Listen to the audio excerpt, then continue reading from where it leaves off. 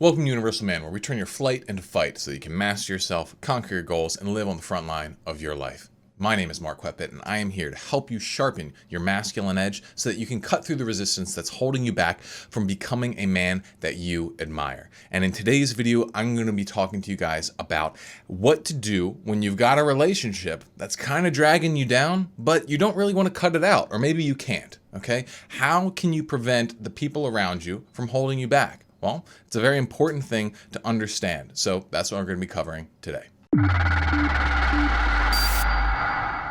So the simple reality of it is people affect us. We are social creatures, and the people that we surround ourselves with have an impact on us. Sometimes that impact is positive, and then sometimes not so much. Sometimes it's actually downright negative, okay? Now, there are some instances where you're just better off cutting someone out of your life. If all they do is drag you down, well, you might want to consider really just removing them from your life entirely. Now, sometimes that's not quite an option. Maybe they're a family member or a close friend, or maybe only part of the relationship is sort of toxic, okay? And so you got to figure out, all right, how can I keep this person around, but how can I prevent them from dragging me down with them, or keeping me in a place that I don't really want to be? So first, let's get clear on the relationships that are candidates for the topics of this video, all right? If the relationship's all bad, all toxic, whatever, just try and get out of it as much as you can, okay? Just try and cut them out of your life as much as possible. But let's say you like a lot of them, or you love, parts of them. Maybe they're a good friend or a family member where, there's good stuff about them that, you're going to keep them around in your life, but some stuff's not so good, okay? So I can think of maybe two kind of main categories that these kind of people fall into. The first one would be the perpetual victim, okay? And this is the person who constantly just is complaining. They're just making excuses. They just, throwing out this blanket of negativity, and they want you to come in and get under that blanket with them because, it kind of validates their victimhood. They want you to come in and gossip and complain and, do all that kind of stuff because it makes them feel better. It makes them feel like, yeah, I'm right. I'm right in not taking charge of my life and being a victim and that sort of thing. And so that's, maybe some people, so there's some person in your life that has that tendency, but maybe they're not like that all the time. But that they're just kind of hitting you with it so much that it's just not working out right. You find yourself falling into those patterns yourself, and, it's holding you back.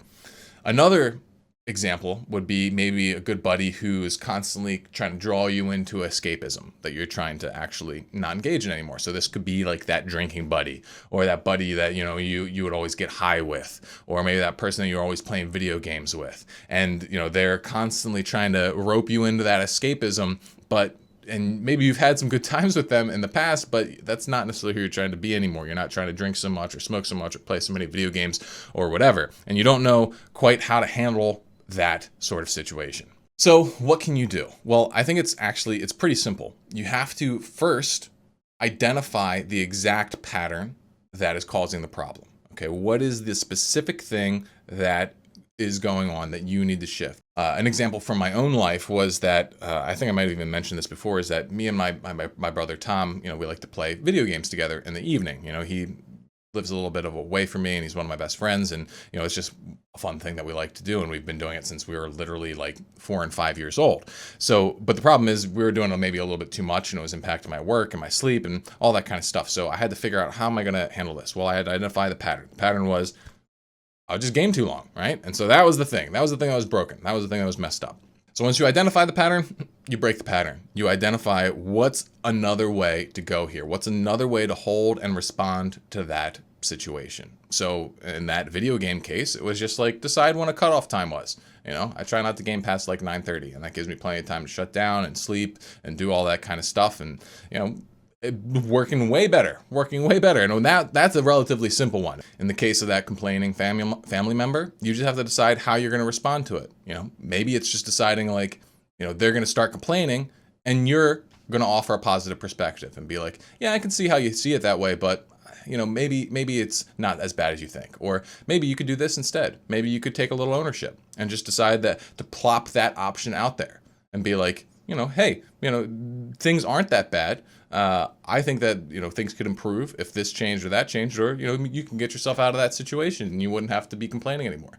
think you could put that out there a little bit more tactfully, but it's just, instead of indulging the victimhood complaining, you instead offer an alternative. You offer it from the place of trying to help. It's not saying be inconsiderate or non-compassionate or don't validate their feelings. Do all that stuff. Just, say like, hey, I'm not going to step in here.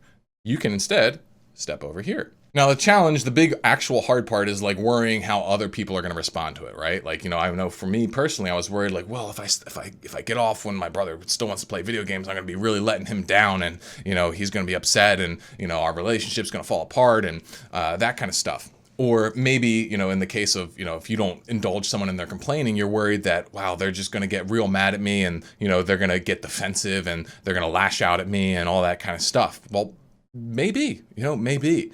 But the key here is that you have to hold your line. You have to claim your shift and stay firm in it. And this is the hardest part about doing this, but it's the only way in which you can maintain the relationship but keep it from negatively impacting you, is learning how to draw a firm line. And some people call it putting up boundaries. I don't necessarily like that. I think it's just more about being authentic. It's just being like, this is me, the real me. This is where I really stand. And so what that does then is it kind of puts the ball in their court. And in some instances, they will end the relationship. Like if you've changed a lot, if you've improved a lot, and you're firm and not going back to a certain pattern that maybe they want to pull you into, some people, they're really not going to like that. They're not actually going to be able to stand it, and they might cut you out of their life. And that sucks. That sucks when that happens, especially if you really care about that person. But, the other option is that it's fine. It's like maybe they're a little bummed at first, and it's just like, oh, okay, yeah, man, you do you. That's how it was with me and my brother Tom. I was like, yeah, no, dude, I gotta get off. He's like, come on, man, one more game. And it's just like, no. He's like, okay. And like that was literally it. Not a big deal at all. But in the best case scenario, what happens is that they'll actually get onto your page by you taking a firm stance on a more positive way of living. Sometimes that's actually what they needed. They needed someone to model a better way of operation so that they could get on it.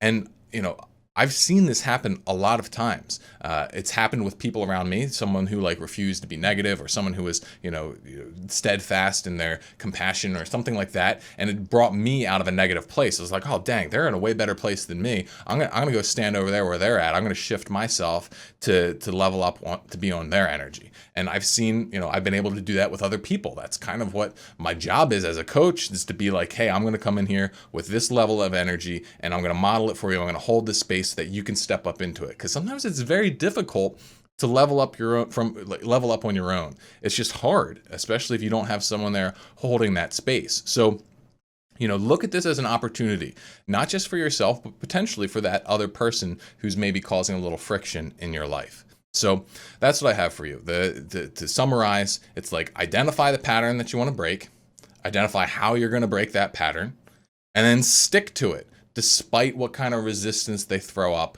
at you. All right. And you got to commit to this, because otherwise you're committing to letting that person hold you back for indefinitely. Right. So don't be that. Take ownership. Don't be a victim. Don't be an escapist. Be the person that you want to be. And then, if you do that, I'm pretty sure either you're going to help the people in your life, or you're going to end up attracting better ones. So that's what I have for you guys today. Let me know what you think in the comments below. I really want to hear what you guys have to say about this topic. And other than that, stay sharp. I'll see you in the next one.